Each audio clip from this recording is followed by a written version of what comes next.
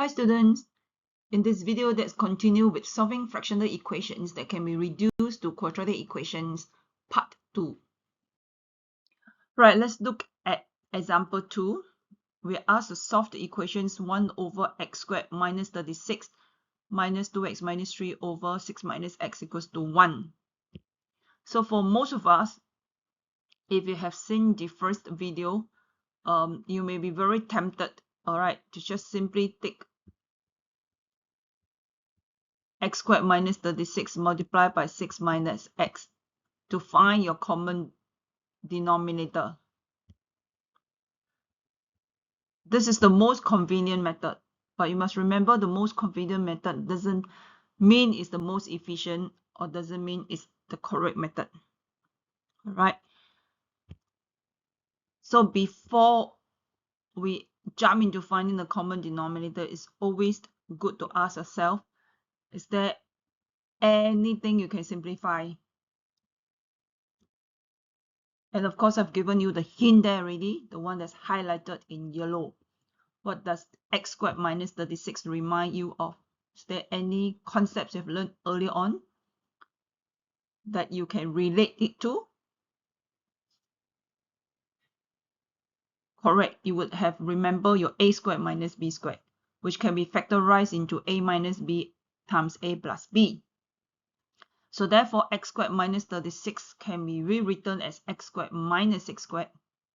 And therefore, you can factorize it into x minus 6 times x plus 6. Then the next question you ask yourself is that, then how is this common with 6 minus x? There's nothing common there. But if you were to think deeper, okay, you will realize that no, 6 minus x can be factorized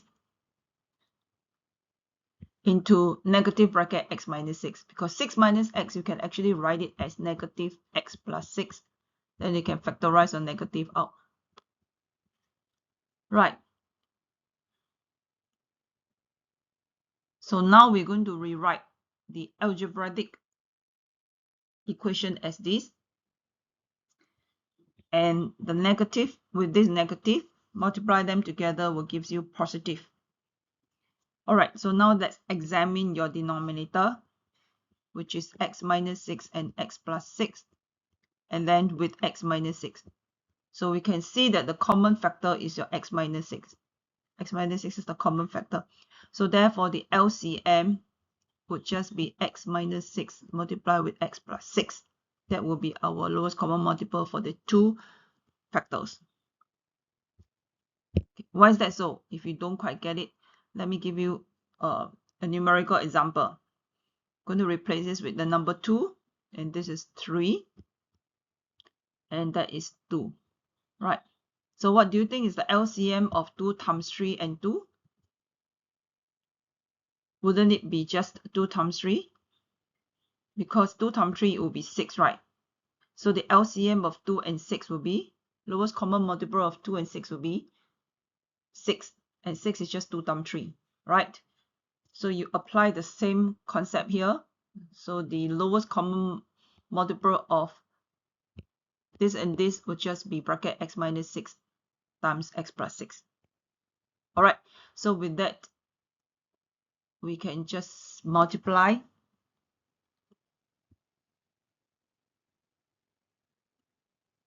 So that we want to make the denominator the same, and hence you can compare the numerator.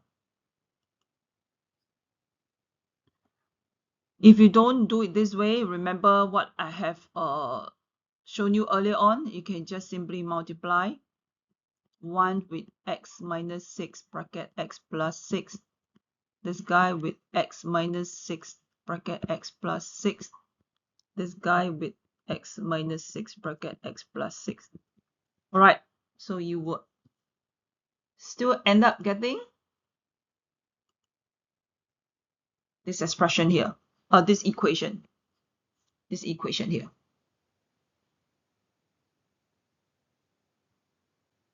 Okay, and then you use your distributive law to expand it further, simplify it into a quadratic equation. So here you will see that you can't use the box method to factorize it. You have to use something called the quadratic formula. So the general quadratic equation is ax squared plus bx plus c equals to 0. You compare it with what you have. The values of a, which is the coefficients of x squared, will be 1. B is 9. C is positive 19. Plug into your quadratic formula. Right, you have to remember this quadratic formula. Then plug in the values of b, a, and c. Then just use a calculator to work out, express your answer to three significant figures. That will be negative 3.38 or negative 5.62.